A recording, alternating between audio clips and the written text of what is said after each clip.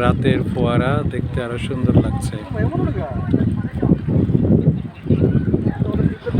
এদিকে দূরে জাহাজের লাইট, এদিকে জেদ্দা পোর্ট।